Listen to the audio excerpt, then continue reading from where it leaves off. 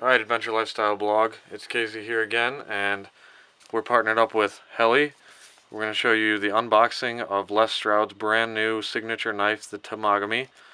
And they sent it to me in this pretty little tube here. Pop the lid off. I'm assuming most of you guys have probably already seen the pre-release pictures of the Temagami. Here's the leather sheath. Nice full grain leather sheath with a holster on or a belt clip. And then we've got the curly birch handle, and there's the Temagami. On the other side we've got the print Helle and then Temagami.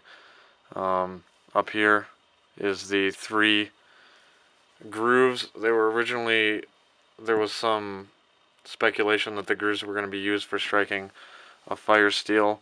Helle released a press release saying that because the outer sheath of steel on this knife is soft, it can't strike a fire steel. And so these 3 grooves up here are actually for use with your index finger when you are skinning an animal or what have you in the wilderness that you're working on. So here we go, and we've got the Helle Temagami, brand new. We've got the Helle Harding back here, and the Helle Wind, which is a beautiful little skinning knife with a curly birch handle similar to the Temagami and a short blade.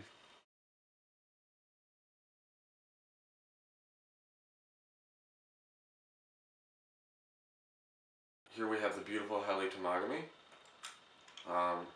The 3 grooves, we talked about not being able to strike a fire steel, and here I've got my fire steel, the 3 grooves on the Temagami, and no sparks.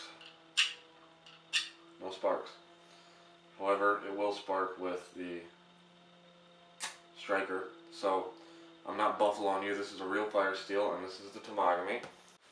So the reason that we can't strike sparks off of a fire steel with the Temagami knife is because of the way that Helle has produced these knives, and it's really a technique that was perfected by the Japanese samurai, and that is a sandwiched layer of steel. We have on the outside 2 soft layers of steel, which allows the blade to have some flexibility, and then in the inside, the inner core of the steel, which actually makes up the blade, what they've done is they've put in an extremely high carbon steel that's hardened to hold an edge very well. But the problem with hardened steel is that it tends to break very easily, and so by incorporating 2 layers of softer steel on the outside, it gives this blade some flexibility, and it allows the blade to have a very hard knife edge while not running the risk of breaking as easily.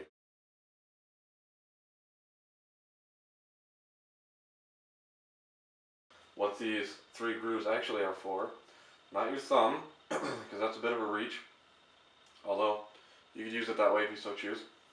What they're for is your index finger when skinning an animal.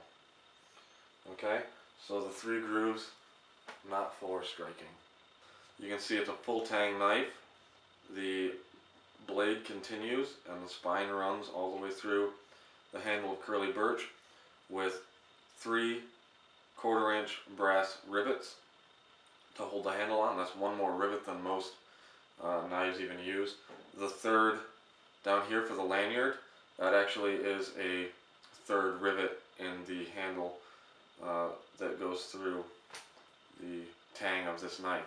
So really they did a crafty little trick and used the lanyard hole as a 3rd rivet. I like that idea. It's very nice. It makes this a solid knife. Okay, so set up here we have a size comparison with the Helle Wind and the Helle Les Stroud Temagami. The Helle Wind and the Helle Temagami have quite similar handle lengths. The Wind actually even has a little bit bigger handle than the Temagami does.